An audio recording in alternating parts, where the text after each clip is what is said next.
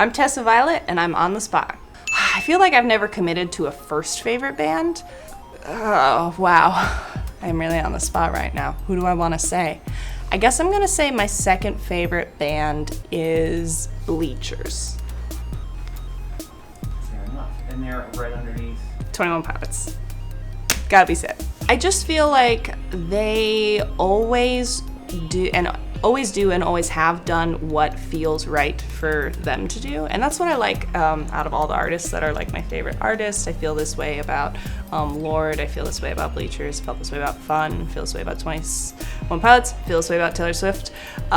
They feel like artists that make artistic choices that serve them and what they like without considering like, will other people like this? So it feels very pure to who they are, and that feels very like vulnerable and wonderful, and also appeals to my own sensibility. I'm like, yeah, I love this. I don't know, you know when you're dating somebody? I was dating this guy, and like I could see that I'm like, you know, if we were in a relationship, I would like not be that into you. Like we don't really have enough in common, you don't make me laugh, but I'm really, really enjoying the romance and the tension of the romance right now. So I love the idea of you, like let's do this, but like also maybe not. Who would play me? It'd probably be called Bad Ideas. Who would play me? I don't know. I don't feel like I'm really in touch with actors, so Meryl Streep, maybe? I get told I look like her sometimes, maybe when she was younger. Can we do it back in time? For this tour, I really wanted to, this is my first headline, and I really wanted to bring a big production to a small place. We're playing like 200 to 300 cap clubs, and I just felt like, you know, let's do the most we can at every opportunity we have to do it. So we have a absolutely enormous like set lighting rig. Instead of just a backdrop, it's 5 panels that have my name, and then they're each lined with LED lights. So there's 4 movers, there's 5 bars, 2 side fills. I have such a great team. Everyone worked real hard to like make it happen, make it affordable, but it is a beast to set up and tear down every night. So it's like every night we're like, okay, let's do it one more time, 47 more times. It is so great, it's such a great idea, but it is also like, whew, this is a lot of work. I really wanted the tour to feel like it was its own space and its own place that could exist and could move around, and having a visual element to it. Like our merch booth is also set up in a specific way. We have like vines through it. We have this flag we bring everywhere. We ask people to sign. I wanted it to feel like it was a space that was coming from place to place, and you could come and visit it and be a part of this experience that was a whole experience. I'm really proud of my record. Bad Ideas, which is not out yet. I feel a little embarrassed I'm wearing the merch today. Leading up to the record, a fellow songwriter had said to me, I was working on some song and they're like, what's it about? And I was like, I don't know. It's about like a girl who's dating someone or something. And they were like, am I allowed to swear on this? They're like, Tessa, no bullshit songs. Like, write from your heart, write what's true. No bullshit, always just write your truth. And I think that was like really the thing I needed to hear at the moment I heard it. And like this whole record is just so much things I was saying at the time, things I would have been writing in my journal, were I keeping one. And I feel it's an accomplishment to have gone through something really hard and found words and music to exorcise that from myself. I'd love to keep playing bigger and bigger shows. I love live music. I love recorded music too. I think my favorite part of the whole thing is working with my producer Seth and getting to write, but like a close second is getting to tour. I just think that live music is such a communal experience, and like community is like, I think a lot the heart and soul of joy for humanity. So getting to come together and getting to be creative to make something, every show is different because of whoever's there in the crowd. And like if any one person weren't there, you know, it'd be a different experience.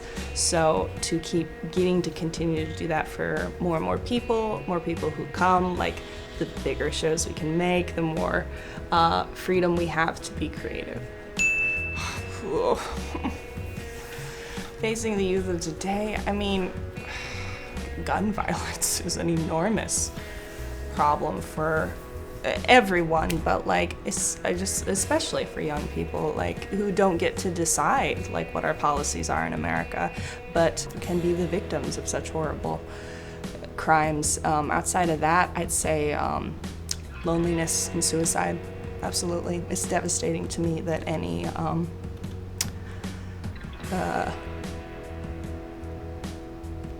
young person would lose hope to the point that they decide to end their life, and they don't get to experience all the joy that is yet for them. What song do I wish I'd written? Oh my gosh. Tonight we are young. What's the other one that they did? Some nights by Fun. Yes. That song is just like, every time I hear it, I'm like, oh yeah, music. I remember when that song came out, just being like, that was like right around when I first started to even be listening to music. I really didn't listen to much music growing up, and it just like, you know, turned my head so much. I was like, what is this? This is so different than everything else I'm hearing on the radio. You know, if someone never mentions something to you, you never think of it. I grew up in a really small town, like Ashland is 6 hours halfway between Portland and San Francisco.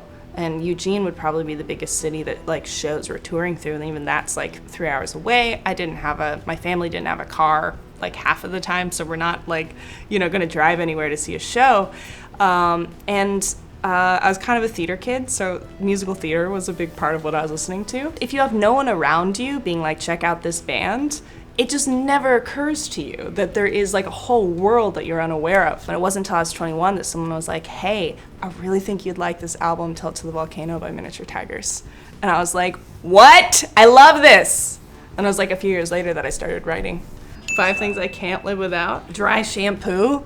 Having bangs and not having dry shampoo is a nightmare. Hair dye, I like briefly went back to brown, and now I'm like, no, back on the color, gotta have it. An oversized sweatshirt or t-shirt, comfortable sneakers, and supportive insoles.